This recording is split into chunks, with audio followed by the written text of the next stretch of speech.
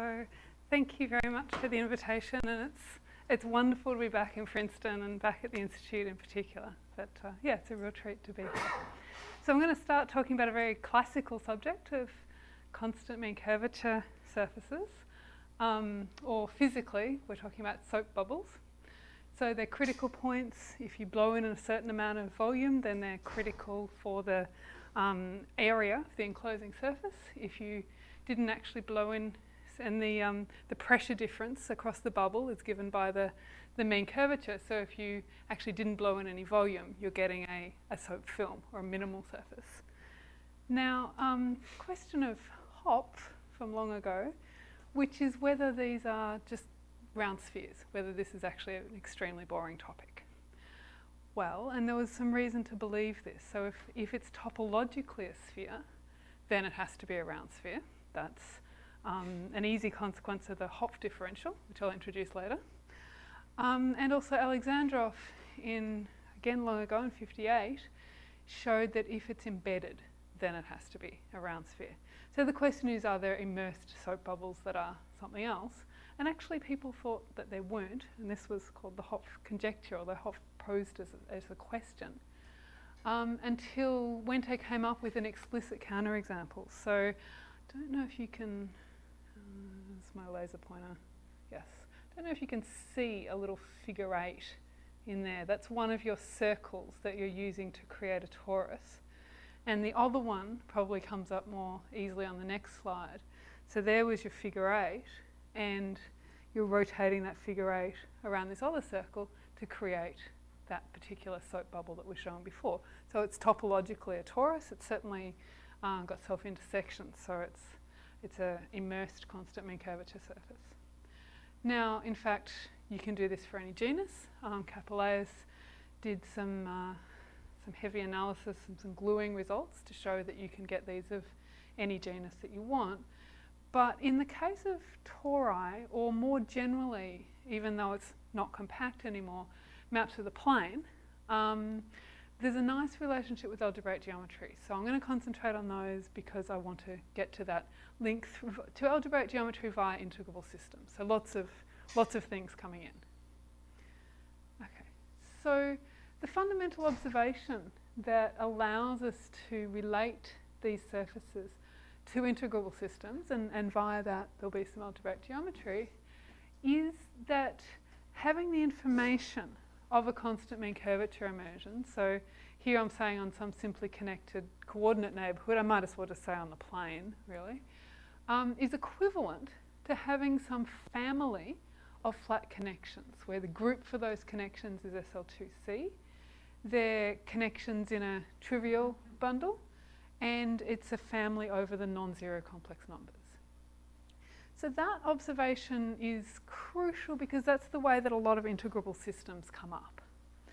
And I'll point out that there is some reality condition being satisfied here. So the reality condition, it's not the usual real line, we're using the unit circle instead, and conjugation is involution in the unit circle.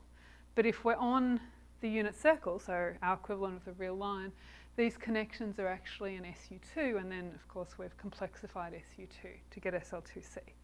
So I should first say where SU2 comes in. Now if we're doing immersions into the 3-sphere, well the 3-sphere is SU2, so that's not surprising.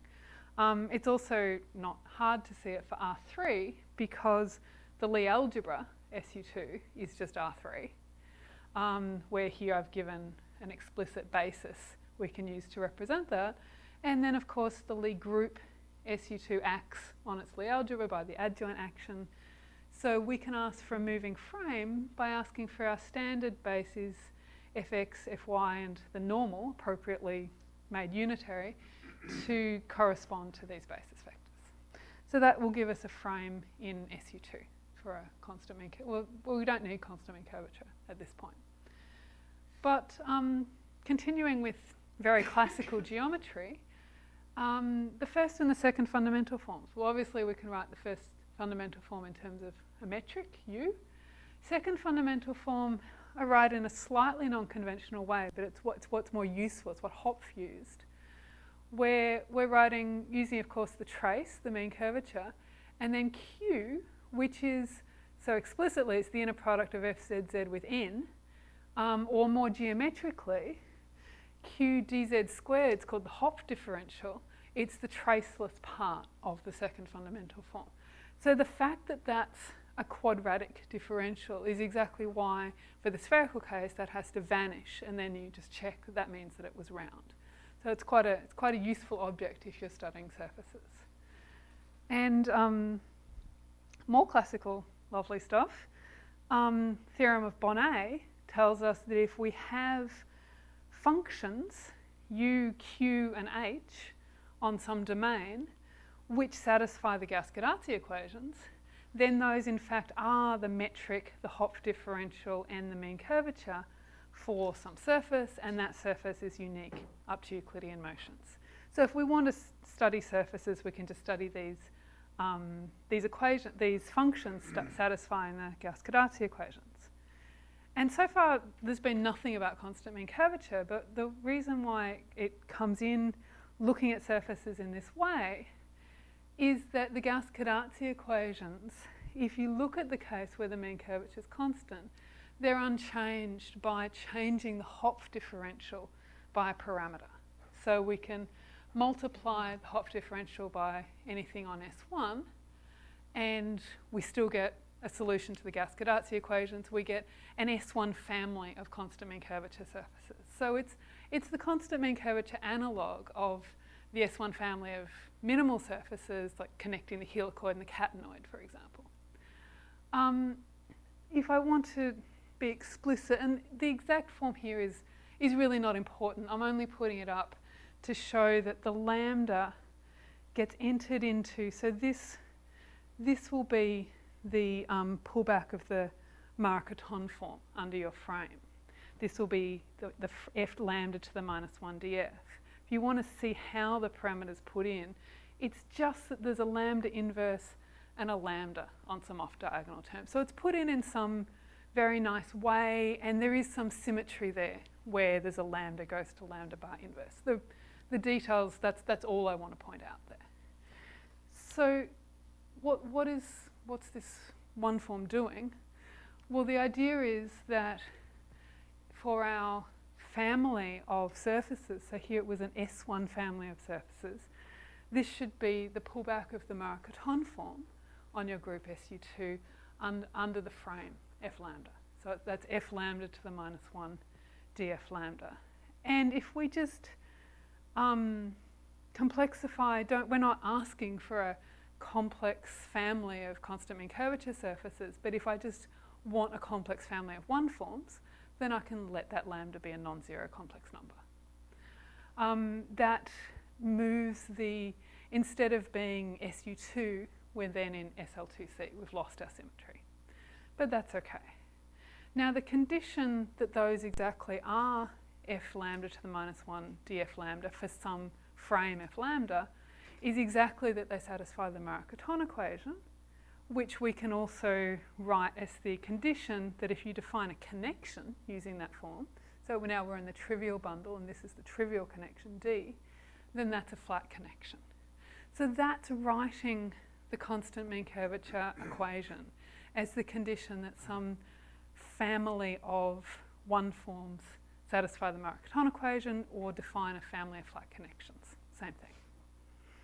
Okay, so why is one excited about that? What's that got to do with integrable systems? What can you do with a family of flat connections? Well, one thing you can always do, so in particular, so our domain here is the plane, you can certainly do this, is that you can study parallel sections of your flat connections. And in order to get, so this is an equation of a very special form. This is called a lax equation. Anything of the form D something is that something bracket, another matrix. And in order to get it of that form, I've done a small thing, is that, so here we had, if you think of starting with the trivial principal bundle, then we took the standard representation to get the rank 2 complex vector bundle. Here I want to take the adjoint representation. in order that instead of phi multiplying by my section, it should act by bracket or by little add. But then you've got an equation of lax form. And it's a beautiful paper of Griffiths from 85, I think it was, that interprets the form here cohomologically, gives a cohomological interpretation of that form, and gives a condition on the cohomology class for the resulting flow here to give you a linear flow on the Jacobian of some algebraic curve called the spectral curve. And that condition is then, he then checks it's satisfied in all these known integrable systems, and in particular it will be satisfied for the constant mean curvature equation. So getting an equation of that form, I mean, there's not really a definition of an integrable system, but being able to write it in lax form, and I think one should add Griffiths' condition, cohomological condition, is actually, that's as good a definition as any. So being able to write it this way is okay, we've got some relationship to integrable systems. Now, I actually, because it's going to be easier for some things I want to say, although this is general and beautiful, I'm going to do something which is just a little easier to explain, then I'll show why it's the same, but that only works for the torus case. So instead of maps of the plane, I'm looking at doubly periodic maps of the plane. They're periodic with respect to some lattice. Well, in that case, you've got another tool you can use as well, namely you can look at the holonomy of your connection, since they're flat holonomies defined. Now, what we're about to do really requires that the fundamental group of your compact surface is non-trivial and abelian, which is why we're looking at Tori. There's not a whole lot there. I mean, there is new work trying to generalise this to higher genus surfaces, but it's enormously more difficult, and we're not going to go there today. So Tori, it's abelian, and therefore one can look at the common eigenspaces of the holonomial representation. So using those eigenspaces can define a curve, simply by saying we're going to define a hyperelliptic curve, because we had 2 by 2 matrices. So we're going to say we're going to look at when those 2 different eigenlines, generically they're separate, but for some values of their parameter, they'll come together. If they come together, then we say that's going to be a branch point of my hyperelliptic curve. And it's going to, the branching order is exactly going to be the order to which the eigenlines come together. So we're simply defining a hyperelliptic curve, so new parameter y squared, some polynomial in lambda. We're going to force it to be branched at 0 and infinity. And everywhere in between is just at whatever parameter values those eigenlines come together, and to that order. Now, that sounds like a definition, and I call this a theorem. So the content there is that a priori there's nothing to say that you're getting a finite genus curve when you do this. Why should you have finitely many, why should A have finitely many zeros? Well, it comes down to the fact that an elliptic operator on a compact domain has a finite kernel, and the compact domain one is dealing with in order to get that result is exactly the torus. So that's why that's a theorem, because there's actually real content there. So this is called the spectral curve of the original constant mean curvature immersion. And I should just point out that if, for the torus case, instead of using holonomy, we'd use those parallel sections, well, they commute with the holonomy also. So they'd give you the same eigenlines. So it would be the same curve. So we could have used those instead. Holonomy just is a little bit more structure in there. But you get a bit more than this. So I said holonomy, but okay, so one has to fix the base point for the loop in order for the holonomy really to be defined. And if you change the base point, the holonomy matrix is changed by conjugation. So the values of lambda for which those eigenlines come together is independent of the base point. But what the eigenlines are does depend upon the base point. So for every choice of base point for your loops, you get a line bundle on the curve. It's exactly defined so that it's the domain for such a line bundle, which is the eigenlines of the holonomy.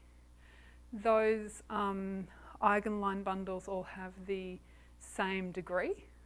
So you get a map into the Jacobian, and because we satisfy Griffiths's cohomological criterion, that line, that map from the torus into the Jacobian is linear. So you can think of this as an explicit linearization of, part of the equations for constant mean curvature surface. So in integrable systems language, you've divided into action angle variables. So these are the linear angle variables. And to define the whole thing, you also need to describe this curve. So that's the harder part. There's an easy part, that's the line bundle, that's linear. The harder part is, what are these curves? Do you get the things completely integral? You actually can do both action and angle variables? Yeah, I mean, it really splits into the variables that give you the curve and the variables that give you the line bundle. It's, so this is work of Hitchen and of Pinkel and Stirling, but it's a very nice story. Very similar to the Higgs bundle story. You change a sign and you get these. Okay, so just a bit of a summary really. There's an explicit, you can go backwards is really the point. Given the spectral curve and the line bundle and so on, you can get back your constant mean curvature. Otherwise this would not be so interesting. So there's an explicit one-to-one correspondence, constant mean curvature Tori in R3. Very similar thing for S3, but not do that. And spectral curve data, namely hyperelliptic curve. Pair of marked points sitting above 0 and infinity. They are special and come into things in various ways. And we need to pick a line bundle. If you change the line bundle, you change your constant mean curvature immersion. There's some symmetries, there's the real structure and the hyperelliptic structure, and there's periodicity conditions, which are the difficult thing here. I mean, something has to be difficult, and that's what's difficult, but I'll get to those later. So this, in some sense, if you do a transcendental change of coordinates, you get a linearization of your equations, but a change of coordinates wasn't so nice. Well, if you take away the periodicity conditions, which I haven't detailed for you yet, but I will, you get constant mean curvature planes. And again, okay, you don't have holonomy, but you do have the parallel sections. Use those instead. I said that the finite genus result came from elliptic operator in a compact domain, namely the torus. The plane is not compact, and indeed your curves in that case are not necessarily finite genus. If they are, we call it a constant mean curvature plane of finite type. So it just might not be the case. So in a way, those theorems were saying the tori are a finite type, but of course they also gave you this correspondence. So I want to use this correspondence. I mean, this is stuff which has been around since, for a couple of decades now. And it's a beautiful story, but I do want to say, well, what's this good for? What can I do with this? I mentioned S3 and I haven't really said anything about it yet. It is easier because you've already got SU2 sitting right there. There's a very similar correspondence, so I won't go through the details again. Again, all the tori are of finite type, and again, they're characterized by some periodicity conditions. Now, what this is good for, I mean, why should you be excited that there's some algebraic curve description of a beautiful geometric problem? Well, probably the main... Oh, of course. Wente's example, it's genus 1 spectral curve. So it comes up, it's basically the simplest example that you can get on the algebraic side. So, I mean, you're getting a new invariant here, which is the genus of the algebraic curve. And one thing it says geometrically is how, because it's telling you the dimension of the Jacobian, it's telling you how big is the space of deformations of these tori. But it's also, you can do things like bound, depending on the problem you're talking about, you can bound, for example, energy for that, if it was harmonic maps, or things here related to that in terms of the genus. Not an exact criterion, but a bound. So there is a real sense in which the genus, the spectral genus, tells you how complicated the examples are. And the various conjectures in this area, like Pinkel-Stirling conjecture saying the only now proven, of course, saying that the only embedded constant mean curvature tori and S3 are the ones of revolution, or in the Lawson conjecture, the only minimal embedded is the Clifford torus. Wilmore conjecture. These all come down to, if you put some nice condition on the geometric object, the only answer is spectral genus of the lowest one, genus 0. So it's really a measure, if you like, of complication. But I think, really what's algebraic geometry, one thing it's much better at than the classical differential geometry is moduli questions. We'd like to construct a moduli-space and have some understanding, in particular, what the tori look like inside the space of planes. So that's what I want to try to get to here. So we'd like to ask about the moduli spaces of constant mean curvature tori in R3 and S3. Can we deform these tori, at least infinitesimally? If so, what's the dimension of that deformation space? And how common are the tori amongst the planes? Like, are they dense, for example? Well, those seem like natural questions, but actually to answer them one should refine a little bit, because there were these two coordinates. There was the one giving the line bundle, that was all easy, and then the one giving the curve, and that was harder. Well, you can always move the line bundle around within the Jacobian. Whatever dimension the genus of the curve is, that's your real dimension of deformations. So one should refine those questions to ask them about the spectral curves, because that's where the content is. So can you deform spectral curves of tori, at least infinitesimally? What's the dimension of that deformation space? And how common are the tori, the spectral curves of tori, amongst the ones of finite type, because we want to work with algebraic curves.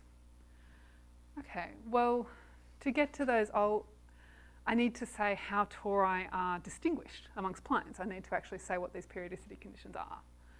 So just a reminder of the setup. We have, in both cases, a hyperelliptic curve, marked points at 0 and infinity, corresponding to those parameter values.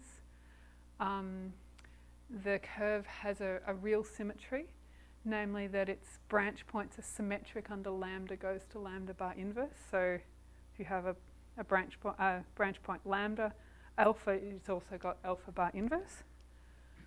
So I'm going to write rho for that reality structure. And lambda goes to lambda bar inverse, and everything that appears is real with respect to rho. So here we're just saying again, okay, the branch points alpha and alpha bar inverse. So a moduli space is just sitting inside of R to the 2g. It's just given by the branch points of this curve. It's pretty simple. So it's some open subset of there. We're actually going to make the assumption that our curves are smooth, because it makes it a lot easier to do the deformations needed to prove the things I want to prove. Here's really why I talked about holonomy, because there's some extra structure that makes it easy to say some things. So we talked about eigenlines before. The eigenvalues got a bit neglected, but let's call them mu1 and mu2, as in the different labels are taken a basis for the fundamental group. So this is if you're just thinking as a function of lambda, it's a two-valued function. The eigenvalues around that loop. But of course on the curve it's a well-defined function. And then for the other loop. Well, those functions are, so they're nice and holomorphic away from 0 and infinity. They actually have essential singularities at 0 and infinity. But log of them have simple poles. So d log of them are nice meromorphic differentials of the second kind. So no double poles, no residues. They have some symmetries. This is the hyperelliptic involution. Rho was the real one. But here's the cruncher. Here's the content. Is that because they're d log of some functions, they're periods, so their integrals over a basis fundamental group for the spectral curve have to lie in 2 pi I z. Now, given in general those are random complex numbers, that's a big requirement. So the existence of a pair of differentials whose periods lie in 2 pi I z that puts real constraints on your algebraic curve. So how to kind of look for curves that have this? Well, let's just relax it a little bit. Let's ask for differentials with double poles at 0 and infinity, no residues, symmetry. Instead of 2 pi I z, let's just ask them to be purely imaginary. If you do a parameter count, you figure out that's a real 2-plane. And in fact, geometrically, what you should think of, that's the domain that you're mapping from, is actually, and you can stick that nicely inside the Jacobian of your spectral curve. And the periodicity condition is that when you stick it inside the Jacobian, are there two in different directions in which it hits lattice points? That's your periodicity condition, the geometric way of saying it. Okay, it's a real 2-plane. If we want to be fancy, that gives you a real analytic vector bundle over the space of spectral curves of constant mean curvature planes. And actually the frame bundle to that bundle ends up being an important object.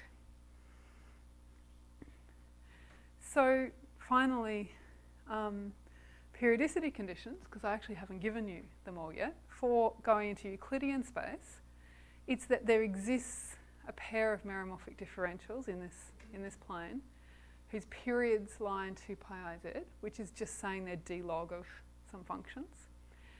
The next condition is that there's some point in S1. Basically, what this is saying geometrically is that the connection for that parameter value is not just flat, it's actually trivial. It actually has to be a trivial connection, which is saying that mu1 and mu2, the eigenvalues are 1, which if you translate that into integrals, I mean, you can actually just think of mu1 and mu2 taking the value 1 there if you prefer, or if we take an open curve between the 2 points on the curve with the value lambda 0, and there are 2, it's not branched on the unit circle, that those integrals are also in 2 pi I z. And then there's a second order condition. It's basically the second order version of that condition, that the differentials have to vanish at that point. So that's for R3. For S3, it's similar. First part looks the same. Periods lie in 2 pi I z. Now there's actually a pair of points where the connections have to be trivial, and the map is given by the gauge between those two trivial connections. So if you have these conditions, that's how you get the map back. And you can actually think of the Euclidean case as a limiting case of the S3 case. You had 2 points on the unit circle, a first order condition at each point. You let those 2 points come together and you get a second order condition at that point, and that's the Euclidean case. And actually, if you let those 2 points go off the unit circle, you're getting hyperbolic space. So all the moduli of all 3 is sitting in the same space in a nice way. Okay, so how do these periodicity conditions, what does this mean in terms of tori, in terms of planes? So can we deform and so on? Well, it's different for the two cases. For the Euclidean case, the number of free parameters is equal to the number of periodicity conditions for the curve. So you can always move the line bundle, but that's all you can do. So you have a g-dimensional space where g is the genus of the spectral curve, and you fix the curve, just the line bundle moves, that's it. So you're not going to be able to deform spectral curves of tori in Euclidean space. So if you want to find some decent moduli space, you're going to have to put them inside a bigger space and perhaps study their closure inside that space. You don't have a nice variety there. For the spherical case, however, you have an extra parameter. It's namely the choice of those 2 points, and that ratio is what's giving you the extra parameter. So there we can expect to deform. We expect to have, for the spectral curves of tori, to have a real one-dimensional family, and that's indeed what happens. So I'll go now to looking at the spherical case first because it's easier. It's actually quite a bit easier than Euclidean case. So if we fix the so-called sim points, so the points at which we ask the connections to be trivial, I'm going to write P for periodic to be the set of spectral curves of constant mean curvature tori where we use those particular points? Well, the result is what you would hope for, given that you couldn't, is that the tori are dense in the planes. So however you fix those particular points, the spectral curves of constant mean curvature tori using those specific points are dense in the space of spectral curves of constant mean curvature planes. So that's really what you would hope, and I won't go into it. I asked for colloquium style talk, so I won't say anything about the proof. In R3, so I first want to point out, and this isn't obvious for S3 either, but just to know that there exist examples is not obvious. Just asking for the existence for genus G of a curve with differentials satisfying these periodicity conditions. So this was work, for this case, Euclidean, Knorr, Chubovitz, and Yagi, just to show that there is one. But, you know, we can hopefully do better than showing that there's one. They show that there's countably many. Essentially what they show is that if you take the purely rational curve of genus G, the sphere with G pairs of points identified, in a neighbourhood of, so at that point, some appropriate map has an invertible differential, some map that's going to a Grassmannian has an invertible differential, the periodicity conditions is that you're hitting rational stuff in that Grassmannian. So in a neighbourhood of a purely rational curve, you get this, but nothing global. You do not have density in the Euclidean case. It's actually fairly easy to prove that the tori have to sit within a proper subvariety. So it's already more interesting, and I'll get to what that subvariety is. So let's again use P for periodic to say if we're fixing, so lambda 0 is the point at which we're asking the connection to be trivial, and we had a second order condition. So those are the spectral curves of tori with that specific value of lambda 0. That closure has to be contained in the real subvariety of curves where we're asking, remember we had this two-plane of differentials that were like the d lambda mu's, except we only ask their periods to be imaginary. So if all the differentials in that two-plane vanish at lambda 0, that's essential because that was actually one of our conditions. That was our second order condition, so it has to be in there. But that's the vanishing of some equation, so that's a subvariety. Codimension at least 2. Now, here's where things get a little bit interesting, is you'd like to throw away that lambda 0 and just, you know, look at the union of all of these as that lambda 0 moves along the unit circle. So let's do that. So we're looking at differentials that have a common root on S1. And if we're periodic, we're going to have to be inside there. And also closure of periodic is going to have to be inside there. So that, unfortunately, is in general not a subvariety. So that's an interesting object, that one. So we might want to try to find some subvariety that's related to this, so we've got something we can actually work with. And what we should do is actually lose the condition that the common root has to be on the unit circle and just say they've got a common root. And then you can write this down as the vanishing of some, I'm forgetting the word, resultant of the pair of differentials. So again, it's an equation. So what's going on to make these things related, one's subvariety, one's not, is you've got something like the, again, lovely example by Cartan of, here's an example of a real subvariety that has smooth points of different dimensions within the same irreducible component. So you're not going to get this with complex subvarieties, but with real subvarieties, you can have within the same thing, you've got your smooth points of dimension 2 and your smooth points of dimension 1. So our subvariety R is like this. it's got points of lots of different dimensions. The highest dimension is actually codimension 1. So, but you can go all the way down. And somehow the points in there which are good are the ones which are the highest dimension. And the ones that have the highest dimension, which I want to think of as the cloth of R, they're contained in S. Okay.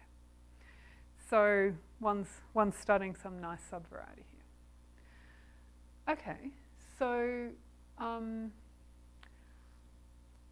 I'll come back to this later, but here's a quick version of a result which says that if we're in RG, so that was where we had common roots, then if you're at a point where your dimension is 2g minus 1, remember you're in R2g, so that's just codimension 1. So if you're at a point in your subvariety of maximal dimension, then you belong to the closure. And that closure is contained in S. Now, so I can say a little bit about some methods, and because there's actually a little bit more to say than this, I'm now going to define some new objects, and I'll come back to this result. First of all, there's some new invariants that we can define using this setup. So we have this real two-plane of differentials. Now, we don't have a particular basis. It doesn't have a canonical basis. But if you just take one, then look at the ratio of those two differentials, then that's a map from CP1 to CP1. Now, if I change my basis, all I'm doing is changing that map by Mobius transformations. So lots of things about that map are well defined. For example, its degree is well defined. And its degree is just given by, turns out all the conditions that you had double poles, etc., means that your differentials are given in terms of polynomials of degree g plus 1. So then you're really taking the ratio of pair of polynomials of degree g plus 1 here. So from that minus, so this is the degree of, if you like, the greatest common divisor of theta 1 and theta 2, but of course that's the same as the greatest common divisor of the whole two-plane. I mean, that doesn't change. So the degree of that map and the degree of the greatest common divisor are essentially giving you the same information. But that's an important invariant that has a lot to do with whether we're in the closure of Tori, actually. But there's another one, namely that if you restrict yourself to S1, you say, well, what happens at my real points? Well, then this function h is real valued, and I'd rather have a map from S1 to S1. So just do the appropriate Mobius transformation so you get that. And then you can look at the real degree, or the winding number. So that is another integer invariant of this map. Now, there's some things we can say about the relationships between these degrees. So, so this is the real degree. Okay, so if we have a spectral curve of a constant mean curvature plane, where they do not, those differentials do not have common zeros on S1. So we're kind of outside the variety that is what we think is the closure. Outside of there, then we're going to define these sets by asking the real degree to take the value j. So what values can j take, and are those spaces actually filled? Well, we can show that the possible values for the real degree are exactly these, and you get all of those. Those are open. Every one of those sets is non-empty, open and disjoint. So you can think of taking the moduli-space and, think of it as like a set of shelves, and we've got the shelving units and where the books are each of the V's. Okay, and one can think of in terms of, if you're something of codimension 1, that's like you're a shelf inside this space. So from there you might be able to move into two different open sets.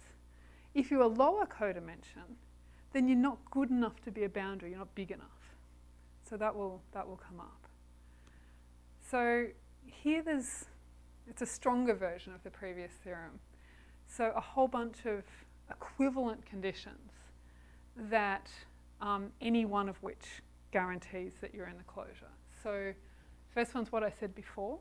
So you're at a point in the subvariety where you had common roots of highest possible dimension, you're in the cloth. Another one is that you're in the closure of two different ones of these open sets. And that's really, one should think of that as corresponding to having highest dimension, because otherwise you're not big enough to bound open sets. That degree of the greatest common divisor comes in an essential way. So it's also equivalent to almost to having that degree being 1, but it's actually the closure of such points. And right, I mean the degree of that being 1 is just saying they don't have common roots, right? So they don't have common roots other than the one that you've assumed that you have. And you can just say the same thing in terms of the varieties S, that you're in a part of S of highest dimension. And if one of those conditions is satisfied, then you're in the closure. Now, what we think, and this is work in progress, is that, you know, if this was R, we've said that the stuff of highest dimension has to belong to S. We believe that S is the stuff of highest dimension. But for that we need a more delicate deformation theory. So that's in progress, and perhaps in a year I can speak about that, but that's not something we've proven. But that's what we think happens. And just to say something brief about, I said I would say what a Whitham deformation is, and I've said nothing at all about my methods. So let me say something brief about the kinds of deformations that get used as one of the tools to prove this. I mean, obviously, there's more than one, but I think this is worth explaining. So, okay, to remind you of notation, not be too cruel. So the H was the space of spectral curves of constant mean curvature planes. Remember, for each spectral curve, we had this real two-plane given by the differentials that some conditions on they had double roots, no residues at 0 and infinity, some symmetries, and purely imaginable periods. So then that's a real two-plane for each spectral curve, so the space of those gives you a bundle over the space of spectral curves, and then take the frame bundle. So points in this frame bundle look like spectral curve and pair of differentials. So what we want to do is think about deformations of points in this frame bundle. So I want to think about having some tangent vector to the frame bundle. Now, I mentioned before, so the symmetries and the pole information on these differentials exactly mean that you can write them in this form. So you had y squared was lambda a of lambda, that you can write your differential as some polynomial of degree g plus 1 that's real with respect to your real structure, d lambda divided by lambda y. So giving theta and giving your polynomial, same thing. Now suppose we have some tangent vector to this frame bundle, but we don't just want any tangent vector. So this is really the critical idea here. We only want tangent vectors that preserve the periods of our differentials. Now we haven't assumed that the periods of our differentials are in 2 pi iz, but still I want to preserve those periods. Well, in particular then, if I use, so dot means my time derivative, then because we're preserving the periods, this has got vanishing periods, so it's the differential of some meromorphic function. Okay? Now, you use your symmetries and your pole information to write that function again in terms of a polynomial, C. So this has got degree g plus 1, and again it's real with respect to rho. Well, we've got commutativity of partial derivatives I can differentiate first with respect to time and then with respect to lambda, or I could differentiate first with respect to lambda and then with respect to time. And if I write out what those equations mean, so you get a pair of equations here where the only thing I want you to notice from those, that the left-hand side is just something that one can calculate given the infinitesimal deformation. But the right-hand side, I want you to think a little bit of Bezout's lemma, because what we're going to do is we're going to say if we have a deformation, so we have A dot, B1 dot, B2 dot, then we're going to get some data. In particular, so far we've got the C1 and the C2. But I want to think of going backwards and solving for A dot and B1 dot. We'll think Bezout's lemma type thoughts. If the greatest common divisor of A and B1 divides whatever this is, then you're going to be able to solve for A dot and B1 dot. And same for the other thing. So certainly giving a deformation you get the C's, but given something with a nice greatest common divisor, you can go backwards. Okay, so taking some appropriate combination of these equations, the only thing I want you to notice here is you've got A, you've got some stuff, is equal to A dot times this expression, C1b2 minus C2b1. So then immediately, if you've got a root of A, which is not a root of A dot, then it has to divide this expression, C1b2 minus C2b1.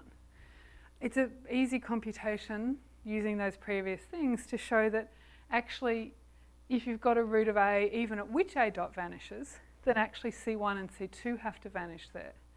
So C1b2 minus C2b1 has to be a multiple of A. That is, again, looking like a Bezout's lemma type thing. So going forward, if you had the infinitesimal deformation, that gave you the C1 and C2, and then you're getting what this multiple is. It's a quadratic polynomial. Going backwards, if you just had the B1 and the B2, and I gave you a quadratic polynomial, so long as the greatest common divisor of B1 and B2 divides what you've got over here, you can solve for the C's. So what I'm trying to say here, given your infinitesimal deformation preserving periods, we first of all got these polynomials C1 and C2, solving some equation. Then we got a quadratic polynomial Q. But you have a chance to go backwards. So you have a chance, given a quadratic polynomial, to solve for C1 and C2 and then solve for the deformation. So these are called Whitham deformations. And it's just one of the ideas that goes into this is that if you want to be in the closure of Tori, I love this picture, so I like coming back to it. If you want to be in the closure of Tori, what you really need is that from your specific point that there are lots of deformations for you. In particular, there's a deformation that puts you into one open set with one specific real degree and into a different open set with another specific real degree. So you're needing to show basically the existence of deformations with certain properties.